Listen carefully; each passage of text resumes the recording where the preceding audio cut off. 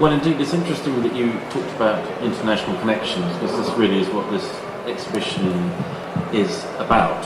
And if you just want to move through the slides, that's fine with me. Essentially, we're looking at Mexico over a 30-year period, at the beginning of the 20th century. And we start off by introducing the historical component, which is really looking at the revolution, which you'll see some very wonderful photographs of the revolution. And what we're trying to do is to give people a sense of what was happening in Mexico at the time, which led to this radical change in the way that Mexicans approached and produced art. So this is really, the revolution seen through the eyes of, mostly through the eyes of the camera lens, and indeed some other prints as well. So it's a small introductory section, which I think is quite essential for people to understand, or at least to better understand what happens afterwards, because in 1920 the new government appoints Jose Vasconcelos as Minister of Public Education, and we see a great change in art, sort of public art program, which of course most of you are familiar with, the murals and the muralists in Mexico City in particular, not exclusively, but following on from that, there's this amazing kind of change in art that the Mexican artists are producing, which is much more based on Mexico itself. It's about cultural identity. It's about finding a new way, a new language, visual language, if you like. And what this does is not only create a fantastic, dynamic art community in Mexico, but also attracts a lot of people from abroad.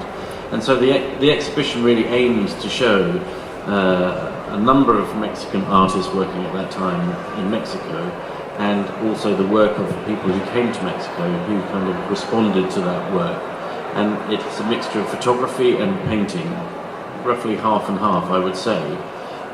So there's artists like Whitechapel, who's perhaps not so well known in England as he is in Mexico.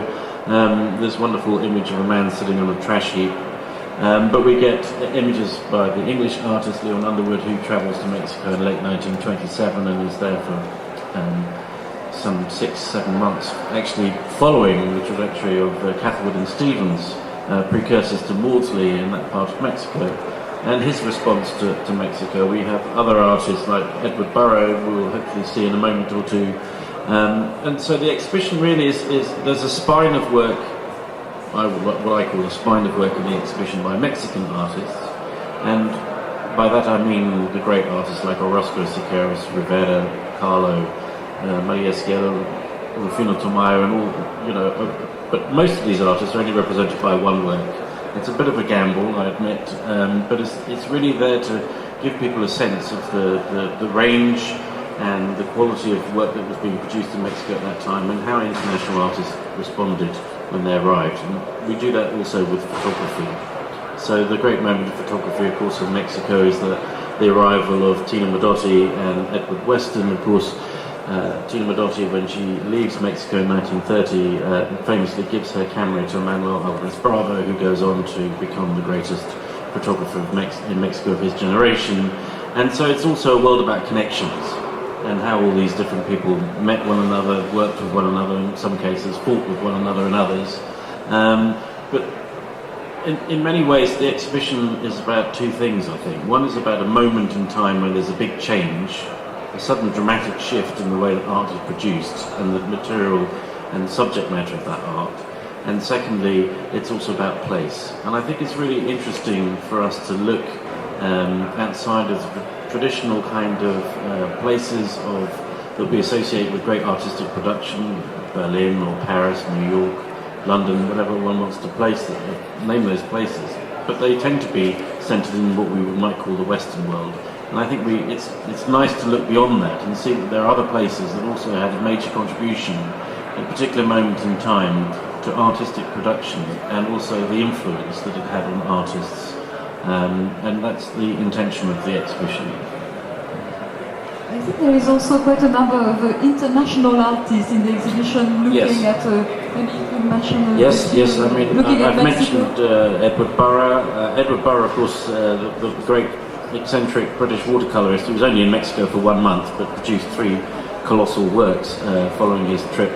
There's Leon Underwood, there are photographers like Henri Cartier-Bresson, Paul Strand, Robert Capa, Martin Moncacci, there's Joseph Albers, there's also Marsden Hartley, the American modernist painter.